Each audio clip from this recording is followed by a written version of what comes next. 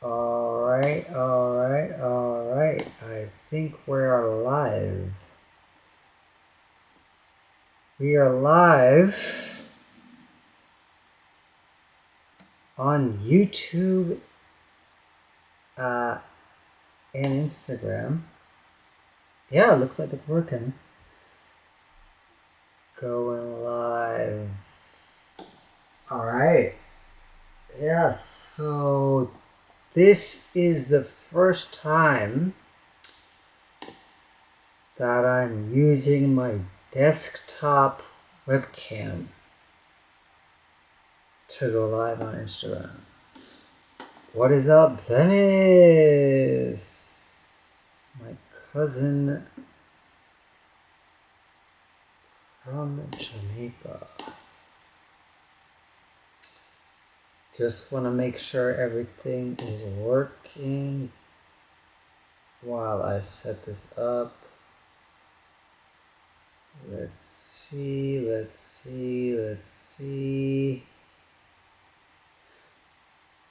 Welcome to the 7th live stream, YouTube and Instagram. Oh, I know what's happening.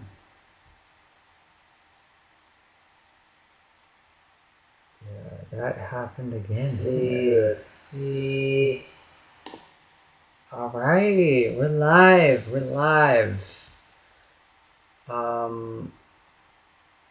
Yeah. Welcome back to the show. What is up, Joel? Long time no see.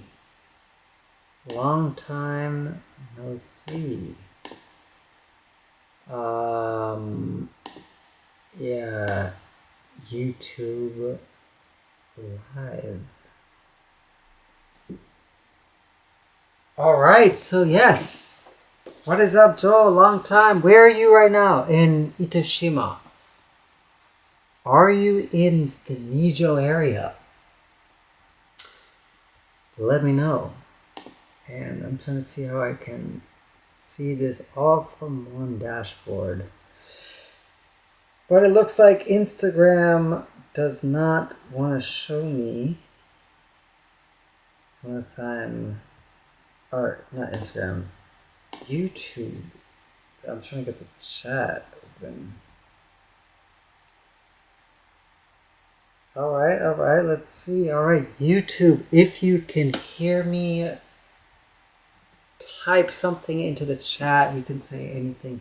Itoshima, Brandon, or Chin. Instagram, Joel, welcome. So you said you're in Fukuoka at home. Yeah, listen, Fukuoka is home. But last time we spoke, I'm pretty sure you were based in is it Nishiku? Because if so, that's where I'm based. Imajuku. For the people that are not aware, Joel is a Canadian that moved to Fukuoka.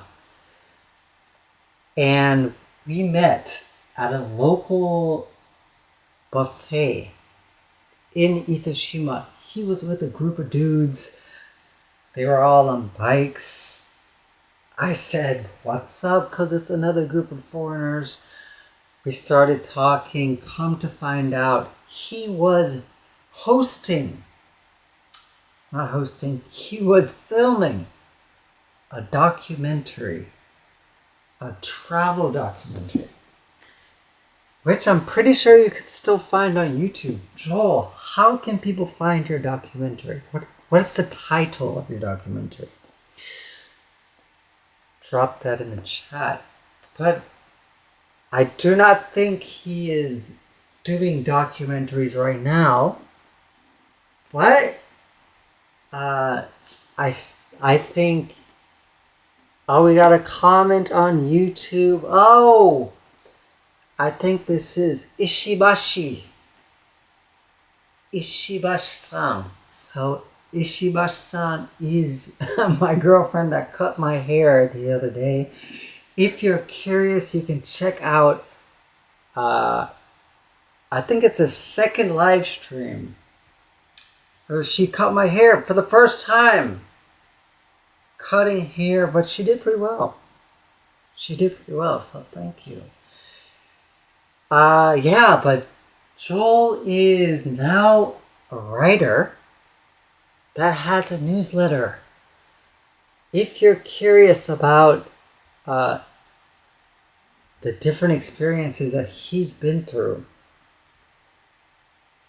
in his life in Japan, all you gotta do is check out. Well, Joel,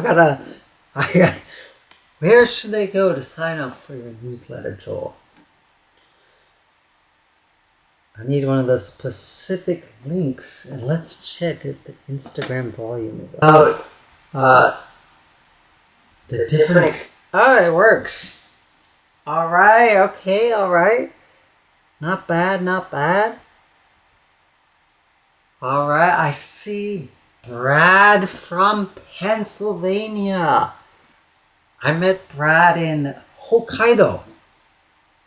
He is I think he is an army, part of the U.S. Army stationed in Hokkaido.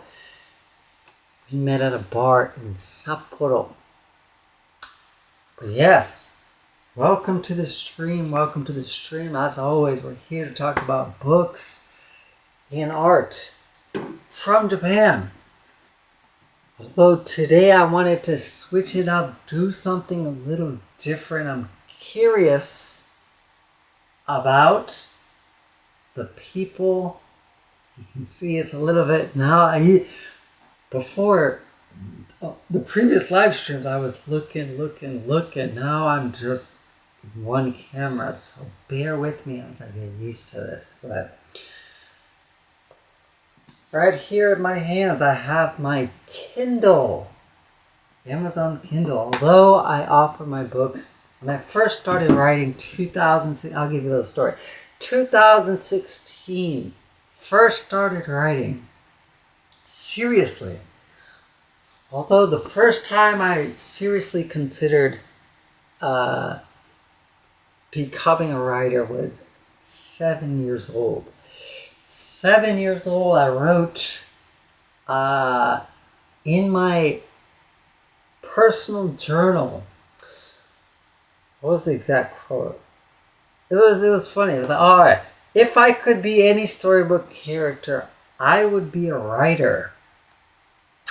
And I would be rich. Those two things. I was 7 years old, very naive. But I knew deep down, yes, I had to be a writer. 7 years old, 9 years old.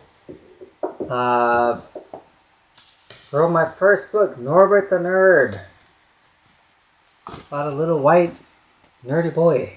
No, but really it was based on my experiences trying to fit in. I'm very odd and strange. My thinking patterns are different from the people around me. So I felt outcasted. But I made it into a story. Stepped into my power, and as you can see right there, 9 years old. So 7 years old. Boom! 7 years old.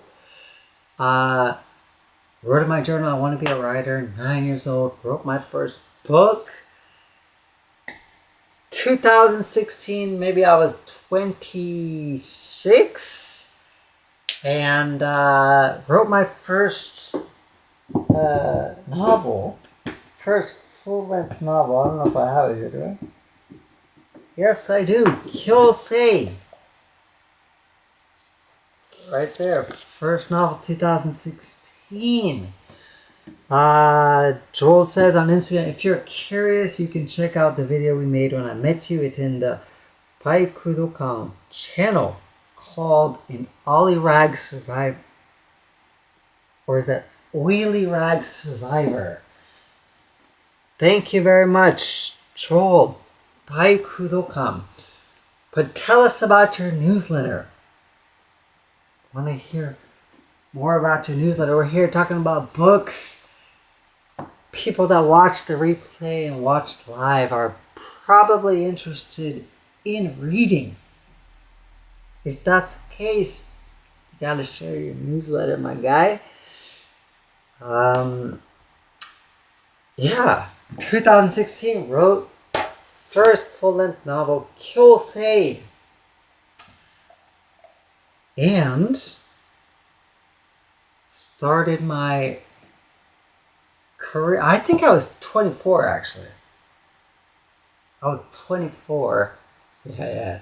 24, because 2 years later I moved to Itoshima 2026, 2017. So 2018 was about when I met Joel.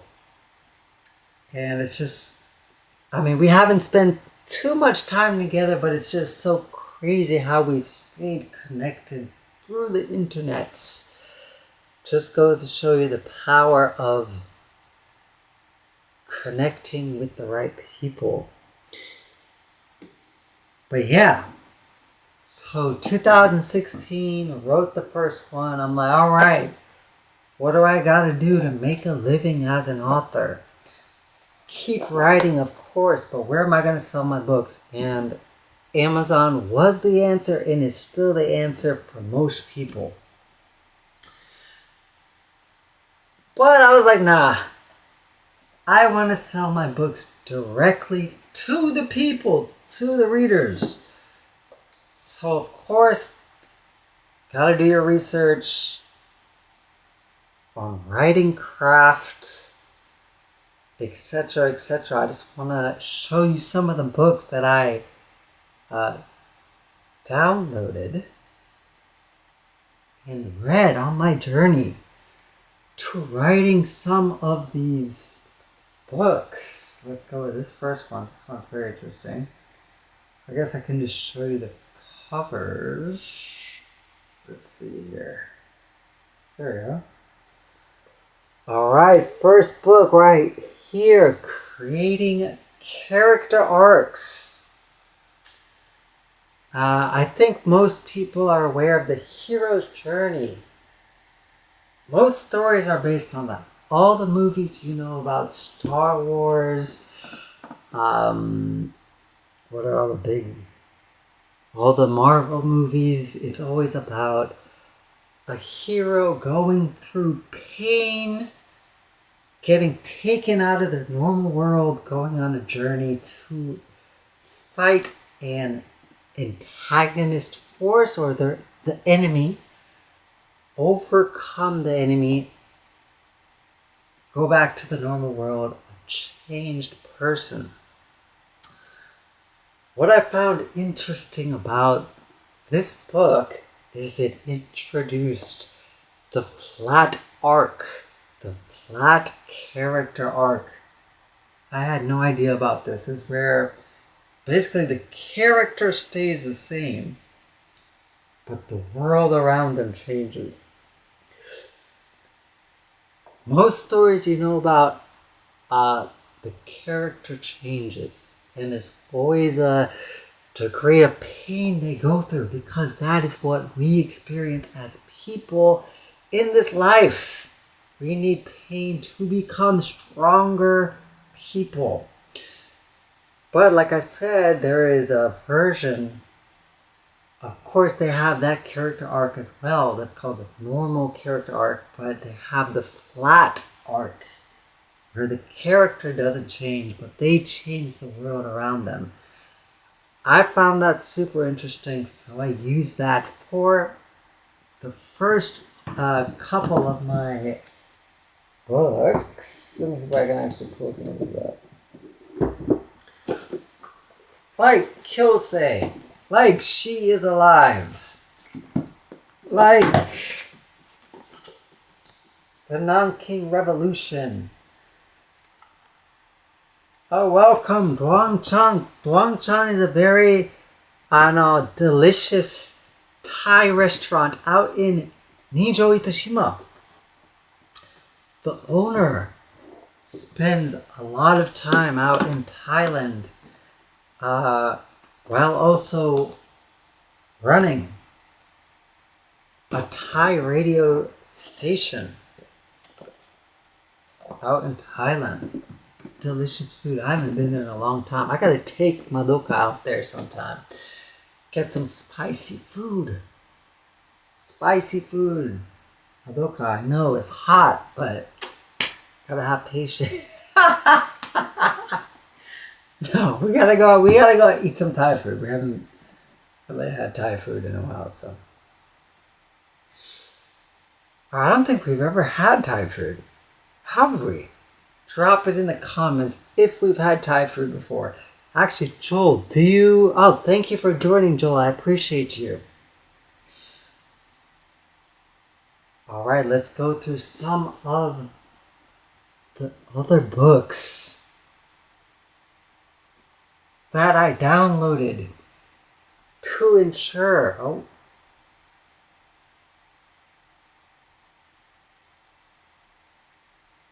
To ensure that I understood what exactly I was writing about. Japanese culture, the religious and philosophical foundations. This one was very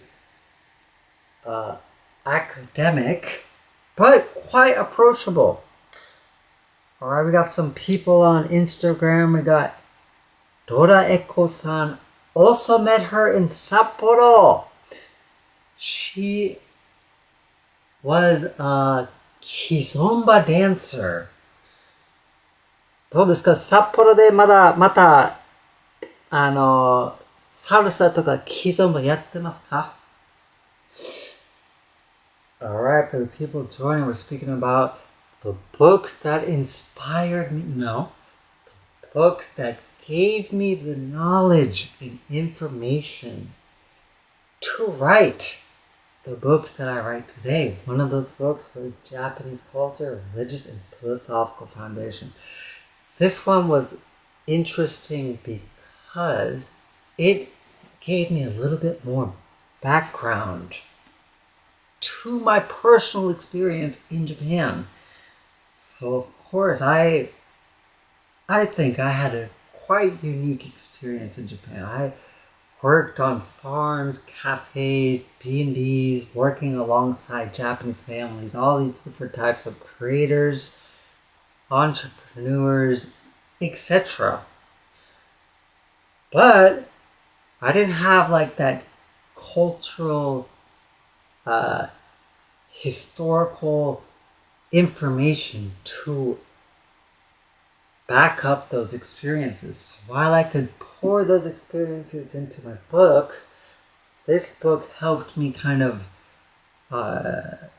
reinforce and fortify those raw experiences I had during my university years. Actually, I just thought of something. Let's go through some of the different sections that I highlighted. Oh, welcome, Okoto-chan, yokoso. TikTok フォローありがとうございました。そう、1000人フォロワーいかないと、TikTok でもライブいきません。So if you're not aware, Okoto-chan is a koto player with, let's say 15,000 followers on Instagram, 15,000 on TikTok. And we got Kuromitsu-san. Welcome, welcome. She is a librarian that I used to work with in different elementary schools in Itoshima. Very supportive of my journey when I first started talking about branching out from English teaching in Japan and starting my business here. So thank you for joining, Kuren-san. But Okoto-chan is going to Germany to perform some of her live music. Okoto-chan, ドイツの旅について教えてください。誰に誘われたかとか、ドイツの友達がいますので紹介したいと思います。ことちゃん says 1000人じゃないかも。何人かわかんないけど、それぐらいだった気がする。Yeah, I think 多分1000人だと思います。だから TikTok, if you guys have TikTok, follow me on TikTok, Brandon Chin Books. Actually, I'm going to write that in the chat. Brandon Chin Books on TikTok. At Brandon Chin Books on TikTok so I can go live there. Yeah, let's see. そうです。そう、ことちゃん、ドイツの旅について教えてください。Pin that comment and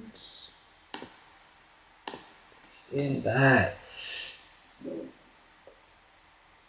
Yeah, so Japanese culture. That was one of the books that inspired my research into many of my novels. Alright, here's another one that I think a lot of you have not read before. It's called Rice Noodle Fish. Rice Noodle Fish about Japanese food culture. Rice Noodle Fish. Look at that right there. Rice Noodle Fish. Deep travels through Japan's food culture. And published through Anthony Bourdain's imprint. A lot of people that are interested in Japanese food followed Anthony Bourdain's shows, where he visited Japan multiple times. If you know his shows, I forget the names of it now, but super in love with Japanese food culture, this guy. He's a New York chef. But there are a few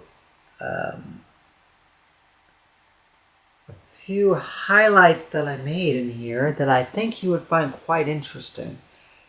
Japanese food. Oh, here's one that I highlighted. The shokunin. Speaking about the shokunin. The shokunin has a social obligation to work his or her best for the general welfare of the people. This obligation is both spiritual and material, in that no matter what it is, the shokunin's responsibility is to fulfill the requirement.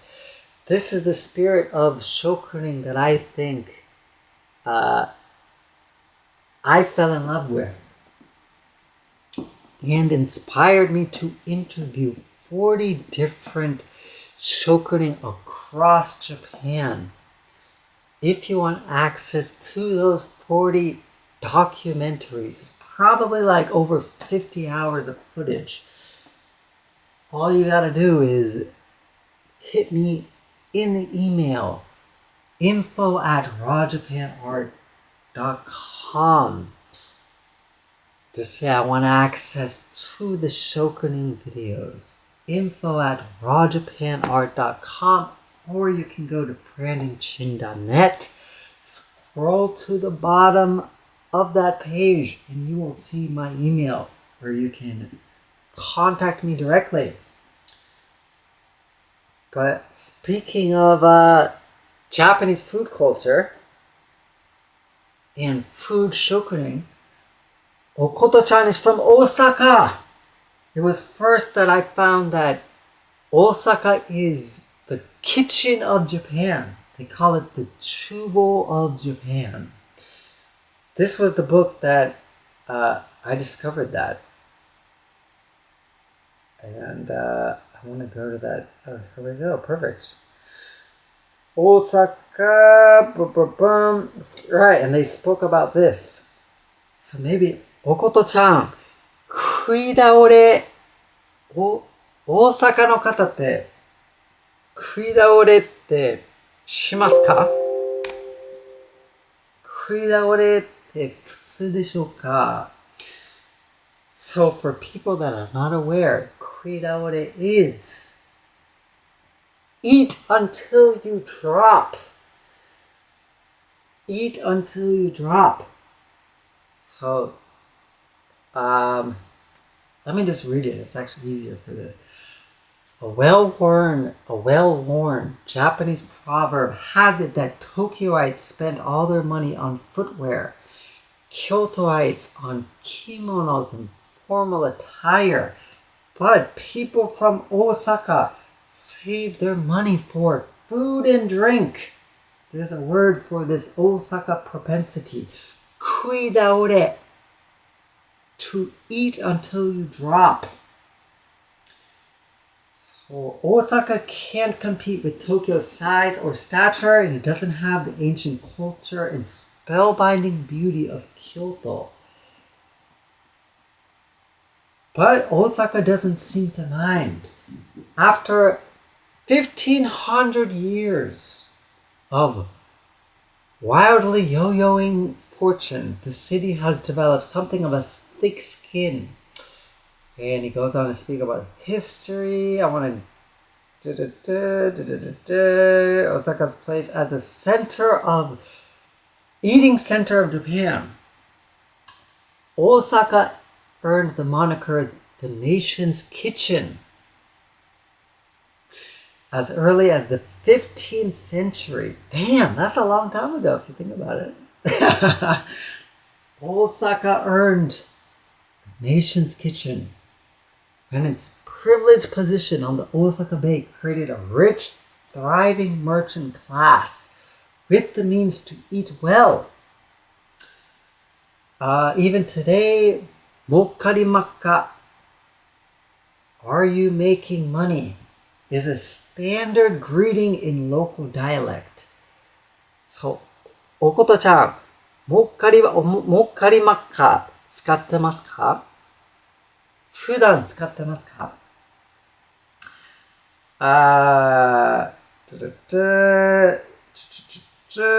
So this guy, this book, super interesting.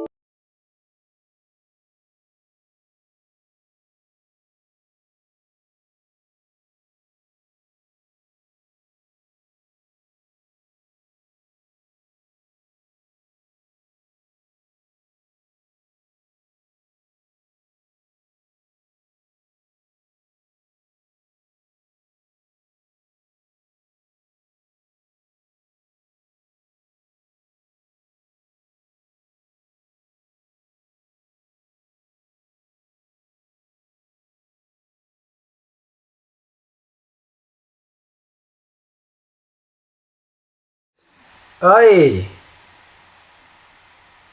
So let's see if this is back up actually. Yeah, my battery died. And I am checking to see if this is still live. So let's see if this is back up actually. Yeah, my battery. Alright, so YouTube is back up, but Instagram is not moving right now. I wonder if it closes me out. Let's see.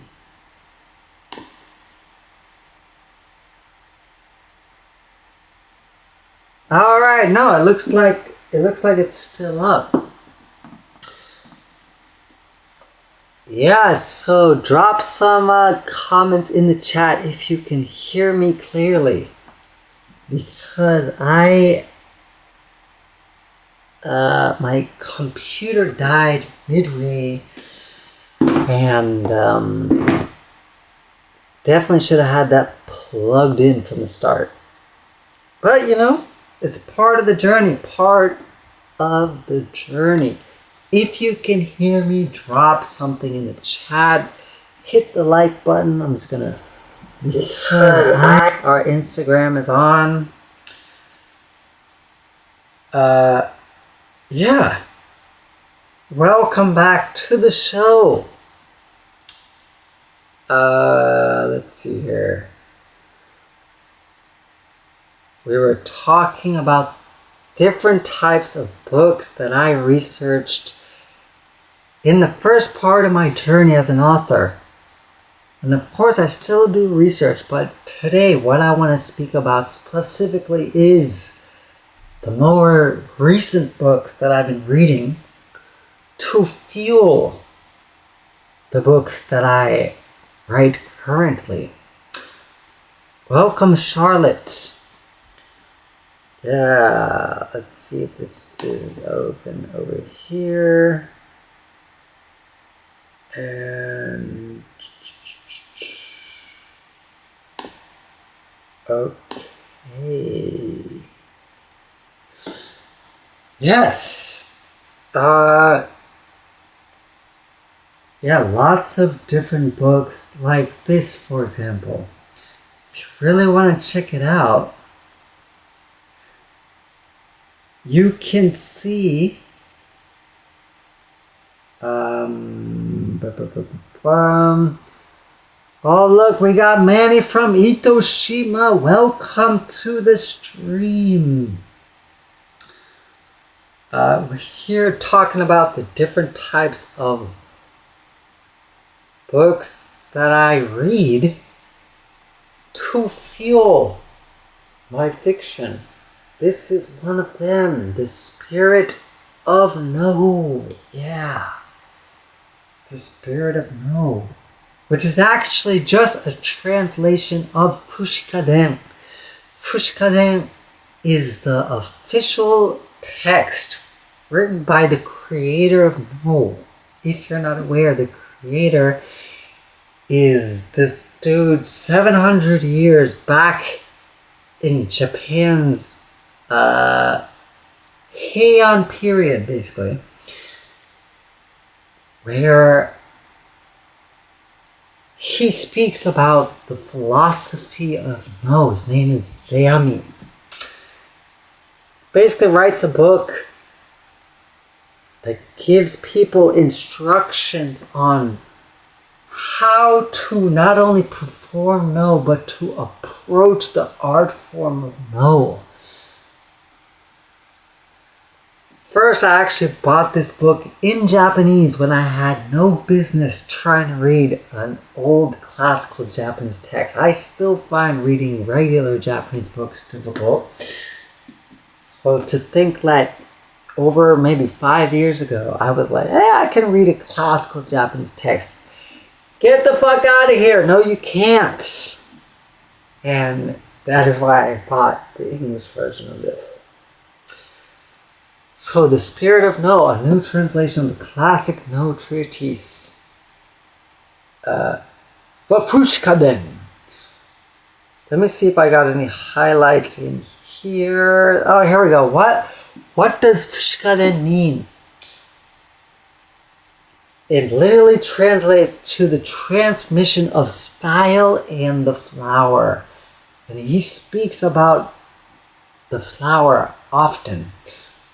Oh, they even got a definition of no in here, actually. Let's get into it, guys.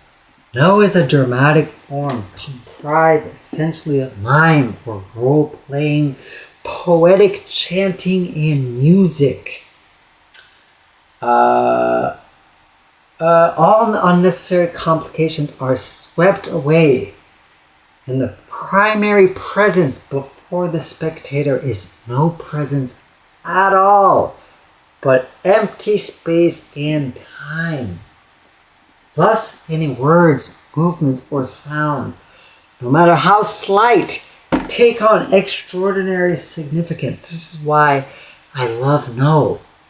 Welcome, Sunny. Welcome to the live stream. We're here talking about different books that I've read throughout my author career to basically fuel and inspire all of the books that I've written since 2016. A lot of books here. A lot of stories. But my most recent novel, which is printed on washi, traditional washi paper, very soft to the touch, but still durable, Yokai Shadows. It actually contains a lot of this philosophy and principles spoken about in Fushigaren, or this book, The Spirit of No. If you want this book in either cover, washi paper, brandonchin.net, you can order the book directly from my website. Go there now. Pick it up, even for the people watching the replay. Alright, let's see if I can find any other interesting quotes or tidbits from this book, The Spirit of No, which is available on Amazon if you're interested in the philosophy of no theater, which is what this mask is based off, actually. It's a 3D print. It's not a real no mask, but 3D printed. So yeah, I got a lot of highlights in here. This is back in 2016, my friends. 2016, if you think about it. Long time ago. I've been interested in No since 2012, though. So it's a long journey. It's over 10 years that I've been in love with this art form.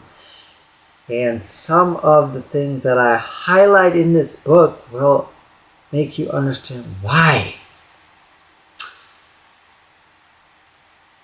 Yeah, let's see if I can get one that's not so reliant on context. There we go. Alright, the guy goes on to say Mugen. He's speaking about Mugen. And I do have Mugen highlighted right here. Perfect. Mugen no, on the other hand, deals entirely with the world of illusion. Alright, so I should probably start from the beginning here. So, no theater can be roughly classified into two types. Genzai no, which is reality no, and Mugen no, or what is commonly called dream no. Some plays, however, seem to straddle these two types and are more difficult to categorize. Genzai no deals with the present world of human beings and their affairs, while the story unfolds in conformity with real time. This kind of no is sometimes referred to as Odaban Ryu, or heroes going 1,000 leagues down the wrong path. Love, attachment to the past, demented psychological states, and possession are typical of these plays. Yet, the atmosphere is still of this world. Mugen no, on the other hand, deals entirely with the world of illusion, the world of spirits and ghosts, where the barriers between dream and reality, life and death, are indistinct. And like we were saying, the term Mugen is directly translated into dreams and illustration and illusions.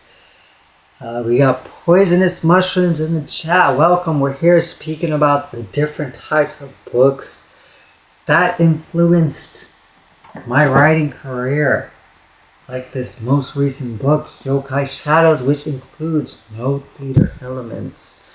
This book specifically speaks on no theater. It's called The Spirit of No. I have it here on my Kindle, reading different parts of it to give viewers like you context into what fuels my writing. He goes on to say, the tension of Mugen no is felt intensely by the audience and is created not by the interplay between Waki and Shite, which are different actors on the stage of No, but by the Shite, which is the main actor. Shite's own inner torment by the conflict between his anger and attachment to past events and the possibility of salvation through release of that attachment. It is a tension created by the contradiction of a Buddhist understanding of the transience of things and the inability to let go of the past. Yeah, and he goes on, and it's quite, like I was saying, this is quite academic. But all you got to know for that is there are two different types of no. Genzai, Mugen. Genzai is more based in reality. Mugen is more ethereal, dreams and reality. Both of those styles I enjoy, and they both fueled the writing that goes into my books. Let's see what else we got on this. Got lots of different books. Both non-fiction and fiction. We haven't spoken about any fiction, actually. Let me see if I can find one that I read back in the day. Oh, here we go. Dean Koontz.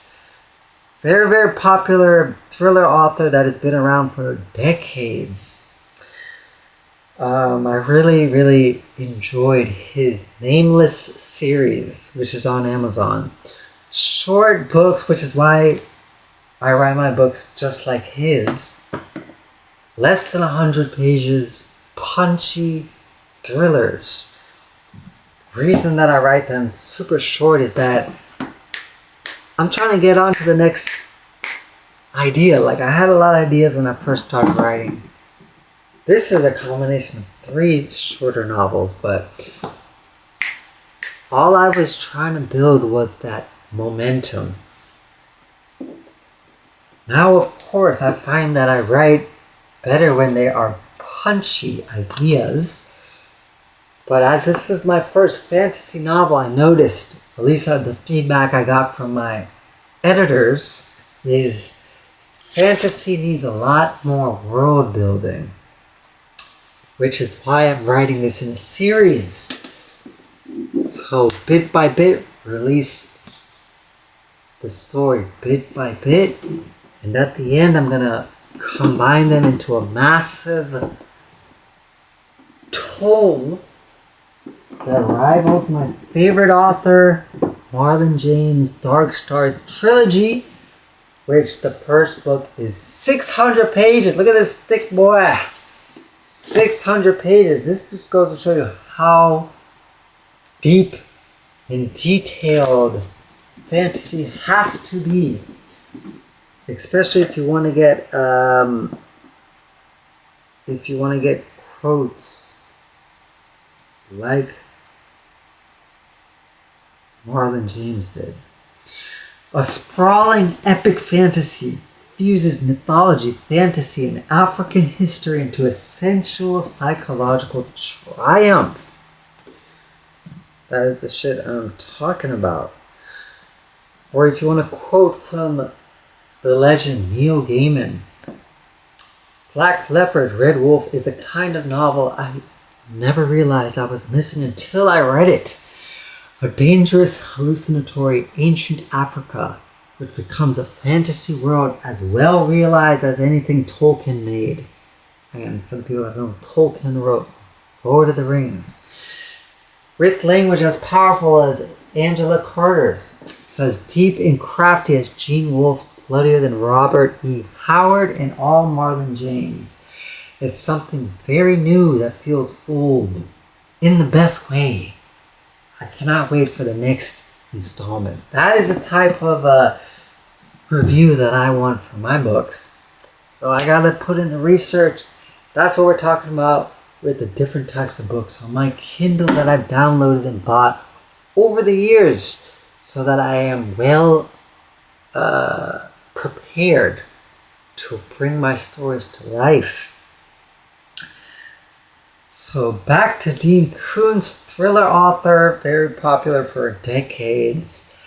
This is The Silent Corner, a book in his Jane Hawk series, which is a female-led vigilante thriller series. Super well written, but it was the pacing that kept me engaged. I read every book in this series, and I found the female lead so refreshing. Most thriller books you read, which are the majority of the books that I've written over the years, this is actually more fantasy. But, okay, historical fiction. And science fiction. Alright, here we go. Here are some more like straight up thrillers. But before I wrote any of these, I was like, I gotta learn from a master. So I read his books, and pacing is immaculate, female led, really well written, modern world, and over time I based my writing on his style. As you can see, I have a lot of highlights in here, a lot of different vocabulary that I basically like to highlight and look up after the fact. Let me see if I can get a good fiction quote in this that basically you can see what I pay attention to when I read fiction. Let me see that. Oh, here we go. It's not bad. This chapter 3, speaking about the main character, Jane Hawk wakes up and then she goes in to say, she reads a report with photographs of the corpse, but the rebellious primitive that lived in the back of every human brain was drawn to what the forebrain deemed too dark for civilized consideration. And I sometimes turned a traitor. Yeah, I just like how I like basically how he sneaks human nature into every word, while also staying true to his own writing style. And that is something that I made sure to focus on in the beginning of my writing career, which was stick to what I know. Not stick to what I know. Stick to how I write and speak, while also incorporating different elements, different questions that I've had about the world as well as myself. So it's human nature with my original style of writing, which speaks to Marlon James' style as well. Let's see what other quotes we have from Dean Koontz. Oh, here we go. Very easy one. Blah, she's speaking to another character, and the few times she raised the subject with Nick, he had said, yeah, life is complicated, but if it wasn't complicated, it would be a roller coaster on a flat track. Wouldn't be a ride worth taking. And yeah, you never fully know ourselves, but that means we are mysterious enough to interest one another. And if we fully knew ourselves in this world, what reason would we have to still be here? Oh shit. If we never fully know ourselves, but that means we're mysterious enough to interest one another. And if we fully knew ourselves in this world, what reason would we have to still be here? 100%. 100%. I think the fiction books that I'm drawn to always speak on human nature through the characters and the situations the characters have to go through. Like we spoke about earlier in this live stream, that book, Creating Character Arcs, everything is about the pain and the journey that the characters endure to become different. And the people that are reading those books should be able to relate to those experiences, to those hard situations, that pain. That is why people read, to feel like they are somebody understands their story. And that quote from Dean Koontz, it's not that profound, but it speaks to the things that I want to speak about in my books, which is how people think and move through the world. What are we doing here? I think the biggest purpose for people is to connect and relate to others. And yeah, just a little bit of that curiosity for the other allows you to be curious. Beyond all the books we've spoken about on my Kindle, I think my innate curiosity for the other person is what fuels my work. It's actually what allows me to do this. Yeah, we're not pulling huge numbers right now. It's like a couple few people that I know watching these lives, which is completely fine. Every new challenge starts off slow. It takes time.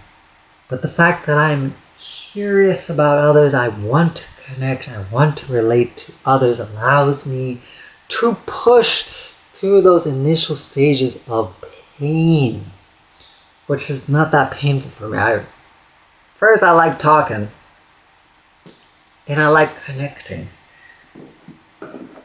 Also, I run a business, and the products are not going to get into the hands of readers like you if I don't talk about it and share it on lives like this. And this is also the rawest form of marketing that I know of. If you find a better way, please let me know. But this allows me to be straight up honest with you. There's no editing right here. It's just me and you. Even if you're watching the replay, this is how I am. If I were to go, all right, let's film some reels for Instagram or some TikToks, YouTube videos. If you know anything about video content creation, a lot of editing goes into that.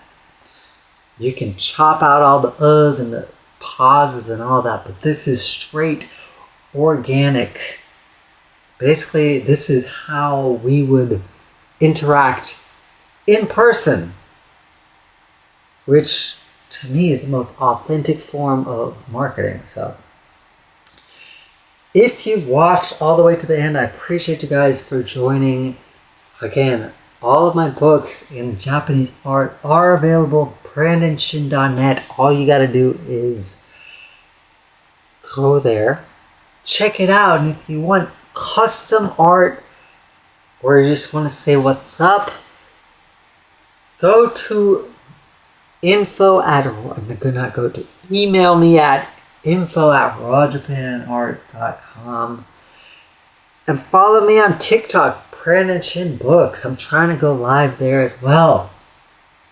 Supposedly all the readers are on TikTok, but I need 1,000 followers. I'm at 100 right now. If you're watching on the social medias and you have a TikTok profile, go over there, do your thing, drop a comment on one of my videos. Let's go live on the TikToks, not just the YouTubes and the Instagrams. Of course, as a millennial, this is where we are at. But gotta connect with Gen Z, and it's not just Gen Z over on TikTok now, so hit me up on the TikToks. And thank you for joining the 7th live stream. We're going to keep this going.